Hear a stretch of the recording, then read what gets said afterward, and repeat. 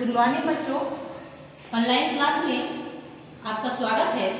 आज हम लोग क्लास 8 चैप्टर 1 संसाधन रिसोर्स के बारे में अध्ययन करेंगे। सबसे पहले हम लोग ये जानेंगे कि संसाधन किसे कहते हैं। तो देखिए ब्लैक बोर्ड में लिखा हुआ है संसाधन का डिफिनेशन, यानी कि संसाधन की परिभाषा लिखा हुआ है। संसाधन हमारे चारों ओर नजर आने वाली वस्तुएं जो हमारे लिए उपयोगी एवं हमारी बुनियादी आवश्यकताओं की पूर्ति करती है उसे संसाधन कहते हैं। जैसे जल, रिक्शा, साबुन इत्यादि। यानी हम कह सकते हैं कि संसाधन हमारे चारों ओर पाई जाने वाली वैसे वस्तुओं को कहते हैं जो हमारी आवश्यकता की पूर्ति करती हो, उसे संसाधन के नाम से जानते हैं। जैसे जल हमारे लिए, हमारे जीवन के लिए अति आवश्यक है।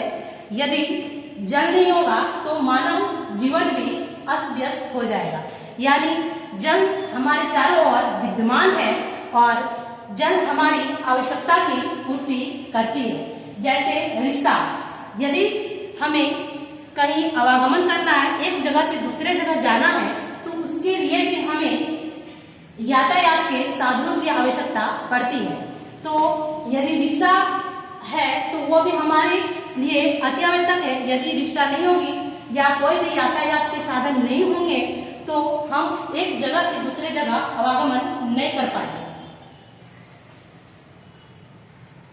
सेकंड टॉपिक है संसाधन के प्रकार। तो संसाधन के प्रकार को मुख्यतः 3 भागों में बांटा गया है। पहला है प्राकृतिक संसाधन, दूसरा है मानव निर्मित संसाधन और तीसरा है मानव संसाधन। पहला है प्राकृतिक संसाधन। तो फिर प्राकृतिक संसाधनों को कई आधारों में विभक्त किया गया है। जैसे पहला है उत्पत्ति के आधार पर। तो उत्पत्ति के आधार पर संसाधन को 2 भागों में बांटा गया है। पहला है जैव संसाधन, दूसरा है अजैव संसाधन। फिर विकास और उपयोग के आधार पर संसाधनों को 2 भागों में बांटा गया है।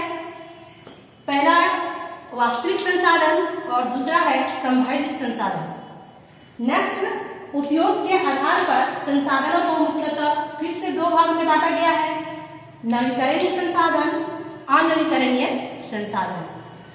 और लास्ट है वितरण के आधार पर। तो वितरण के आधार पर संसाधन को 2 भागों में बांटा गया है, सर्वव्यापक संसाधन, स्थानिक संसाधन। पहला है प्राकृतिक संसाधन, जिसको इंग्लिश में कहा जाता है नेचुरल रिसोर्स। प्राकृतिक संसाधन वैसे संसाधन होती है जो हमें प्राकृतिक के द्वारा प्राप्त होती है। जैसे मृदा, जल, वायु इत्यादि। यानी मृदा, यानी हम लोग मृदा को मिट्टी के नाम से भी जानते हैं। तो मृदा जो है वह मानव निर्माण नहीं करता है, बल्कि वह प्रकृति के द्वारा प्राप्त होती है। जैसे जल, तो जल का जो निर्माण होती है वह भी मानव नहीं करता है, बल्कि जल भी हमें प्रकृति के द्वारा ही प्राप्त होती है। ठीक उसी प्रकार वायु, तो वायु भी हमें प्रकृति के द्वारा ही प्राप्त होती है। तो हम लोग कह सकते हैं कि प्राकृतिक संसाधन वैसे संसाधन होती है जो हमें प्रकृति के द्वारा प्रदत्त होती है, यानी कि प्रकृति के द्वारा हमें प्राप्त होती है, उसे प्राकृतिक संसाधन नेचुरल रिसोर्स के नाम से जानते हैं। जैसे में हो जाएगा मृदा, जल, वायु इत्यादि। अगला है उत्पत्ति के आधार पर संसाधन के प्रकार। तो उत्पत्ति के आधार पर संसाधन को मुख्य रूप से 2 भागों में बांटा गया है। पहला है जैव संसाधन और दूसरा है अजैव संसाधन। तो जैव संसाधन वैसे संसाधन है जिसमें जैव की मात्रा पाई जाती है, यानी जिसकी प्राप्ति जैव घटक के द्वारा प्राप्त होती है। तो वैसे संसाधन को जैव संसाधन के नाम से जानते हैं। जैसे पेड़ पौधे, पशु पंछी इत्यादि। तो पेड़ पौधे या पशु पंछी में भी जान की मात्रा पाई जाती है। तो जान, जिस वस्तु में जान की मात्रा पाई जाती है, जिसमें जीवन की मात्रा व्याप्त होती है, तो वैसे संसाधन को ही जैव संसाधन के नाम से जानते हैं। अगला है अजैव संसाधन। तो अजैव संसाधन वैसे संसाधन है जिसमें जान की मात्रा व्याप्त नहीं होती है, जिसमें जान की मात्रा नहीं पाई जाती है, तो वैसे संसाधन को अजैव संसाधन के नाम से जानते हैं। जैसे खनिज पदार्थ, सूर्य प्रकाश, मृदा इत्यादि। तो खनिज पदार्थ के अंतर्गत जैसे कोयला हो गया, तो कोयला में जान की मात्रा नहीं पाई जाती, जैव की मात्रा नहीं पाई जाती है, तो हम कह सकते हैं कि खनिज पदार्थ जो है वह अजैव संसाधन है। जैसे सूर्य प्रकाश, मृदा, तो सूर्य प्रकाश और मृदा में भी जैव की मात्रा नहीं पाई जाती है, यानी कि जान की मात्रा नहीं पाई जाती है, तो इसलिए हम अजैव संसाधन के अंतर्गत सूर्य प्रकाश और मृदा को शामिल कर सकते हैं। नेक्स्ट है विकास और उपयोग के आधार पर संसाधन के प्रकार। तो विकास और उपयोग के आधार पर संसाधन को मुख्यतः दो भागों में बांटा गया है। पहला है वास्तविक संसाधन। तो वास्तविक संसाधन वैसे संसाधन होते हैं जिनकी मात्रा ज्ञात होती है और जिनका उपयोग वर्तमान समय में किया जा रहा है, जैसे खनिज, वन इत्यादि। यानी हम कह सकते हैं कि वास्तविक संसाधन वैसे संसाधन होती है जिसकी मात्रा ज्ञात होती है और जिसका उपयोग आने वाले वर्तमान समय में किया जा रहा है, तो वैसे संसाधन को वास्तविक संसाधन के नाम से जानते हैं। जैसे खनिज, वन, तो वन और खनिज का उपयोग जो है वह वर्तमान समय में भी किया जा रहा है और इसकी मात्रा भी हम आसानी से ज्ञात कर सकते हैं। जैसे कि खनिज, तो खनिज के अंतर्गत कोयला भी आता है, तो कोयला को यदि हम मात्रा ज्ञात करेंगे, यदि हम उसको वजन करेंगे, तो आसानी से हम कोयले का वजन कर सकते हैं और साथ ही साथ इसका उपयोग भी हम वर्तमान समय में कर ही रहे हैं। दूसरा है संभाव्य संसाधन।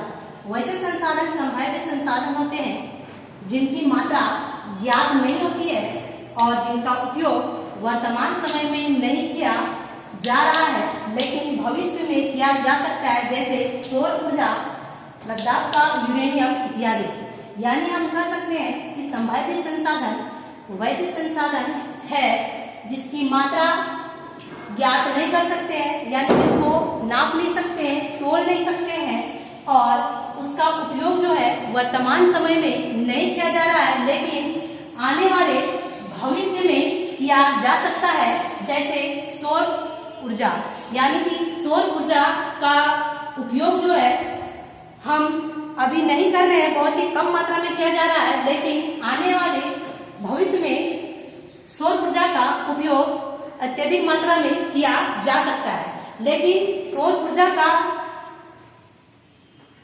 मात्रा जो है वो ज्ञात नहीं कर सकते हैं। अगला है उपयोग के आधार पर संसाधन के प्रकार। तो उपयोग के आधार पर संसाधन को मुख्यतः दो भागों में बांटा गया है। पहला है नवीकरणीय संसाधन और दूसरा है अनवीकरणीय संसाधन। तो नवीकरणीय संसाधन वैसे संसाधन होती है,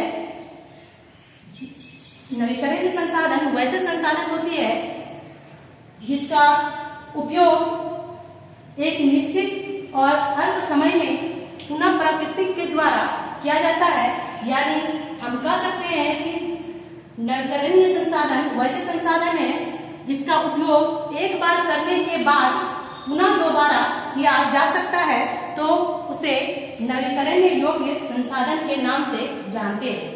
इन्हें पुनः पूर्ति योग्य के नाम से भी जाना जाता है, जैसे जल, मृदा, वन आदि। यानी जल का भी उपयोग हम एक बार करने के बाद भी पुनः दोबारा कर सकते हैं। ठीक उसी प्रकार मृदा का भी उपयोग हम एक बार करने के बाद पुनः दोबारा भी कर सकते हैं। जैसे यदि हम कोई फसल का उत्पादन करते हैं, तो फसल भी हम उत्पादन करते हैं तो मृदा में ही करते हैं, और जब फसल पक करके तैयार हो जाती है तब उसको हम काट करके निकालते हैं और फिर से यदि दोबारा हम उसी मृदा में दूसरा फसल को उपजाना चाहेंगे तो आसानी से हम उपजा सकते हैं। यानी हम एक बार उपयोग किए और फिर से यदि हम चाहेंगे तो दोबारा भी उसी मृदा में हम दूसरे फसल को उपजा सकते हैं। दूसरा है अनवीकरणीय संसाधन। तो अनवीकरणीय संसाधन वैसे संसाधन है जिसका एक बार उपयोग करने के बाद पुनः दोबारा उपयोग नहीं किया जा सकता है, जैसे पेट्रोलियम, कोयला, प्राकृतिक गैस इत्यादि।